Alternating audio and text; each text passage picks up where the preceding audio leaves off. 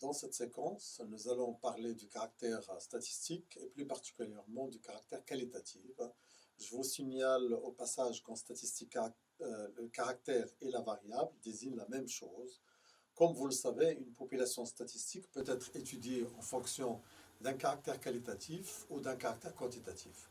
Quand les modalités de la variable en question prennent des valeurs, il sera considéré comme un caractère quantitatif, sinon il sera de nature qualitative, comme le montre le schéma.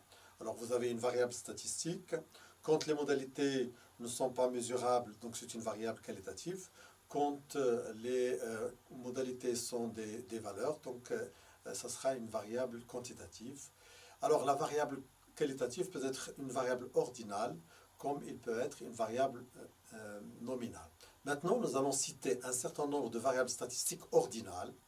Alors, l'exemple 1, le caractère, c'est la mention obtenue au baccalauréat par les étudiants inscrits à la faculté d'économie et de gestion.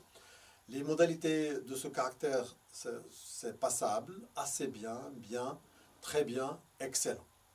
Alors, ce caractère, donc c'est un caractère qualitatif, ordinal, et ces modalités sont classées par ordre croissant.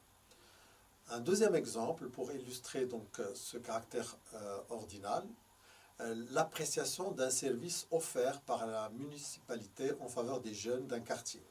Alors, les modalités de ce caractère sont très satisfaisant, pas du tout satisfaisant, mauvais, très mauvais, médiocre même. Alors, ce caractère, c'est un caractère qualitatif, et ces modalités sont classées par ordre décroissant. Nous allons tout de suite donc vous présenter des exemples de caractère type nominal. Premier exemple de la variable statistique nominale, il s'agit de la catégorie socio-professionnelle des parents des étudiants inscrits en premier semestre de la licence à la faculté d'économie et de gestion. Alors le caractère, c'est la profession des parents des étudiants. C'est donc un caractère qualitatif nominal dont les modalités sont médecins, avocats, agriculteurs, infirmiers, policiers, juges, etc. Un deuxième exemple de caractère qualitatif nominal, il s'agit de la situation familiale des ouvriers travaillant dans une entreprise. Alors le caractère, c'est la situation familiale ou ce qu'on appelle l'état matrimonial, c'est donc une variable qualitative nominale. Les modalités de ce caractère, marié, célibataire, divorcé, veuf.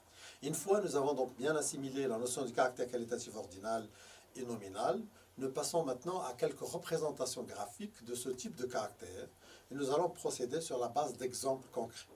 Alors le premier exemple, les entreprises et leur nature juridique. Alors donc on va prendre une population de 400 entreprises d'une zone industrielle qui est étudiée en fonction de leur nature juridique. Le caractère donc c'est la nature ou l'aspect juridique des entreprises. Ce caractère c'est un caractère qualitatif nominal. Les modalités de ce caractère sont au nombre de 4. Il s'agit de SA pour une société anonyme, de SAL pour une société à responsabilité limitée, de SC pour désigner les sociétés en commandité et autres. Donc ce sont les autres aspects juridiques de ces entreprises. Donc ce caractère, donc c'est un caractère qui peut être représenté via plusieurs types de graphes. Donc nous allons vous présenter 3 types de graphes circulaires, entuyodarques, rectangulaires. Graphes que nous avons donc construits sur Excel. Alors le premier graphe, il s'agit du diagramme circulaire. Alors on va reprendre l'exemple de la nature juridique des entreprises et on va tracer le diagramme circulaire correspondant. Alors comme le montre donc le graphique suivant, donc vous avez les sociétés anonymes qui représentent 45% de la population, suivies par les sociétés à responsabilité limitée qui représentent 30%, les sociétés en commandité qui représentent 17,5%, et les autres types de sociétés, c'est le reste, c'est-à-dire qu'elles représentent 7,5%. Maintenant, nous vous représenterons les entreprises décrites en fonction de leur nature juridique sur un autre type de diagramme, il s'agit du diagramme en tuyau d'orgue.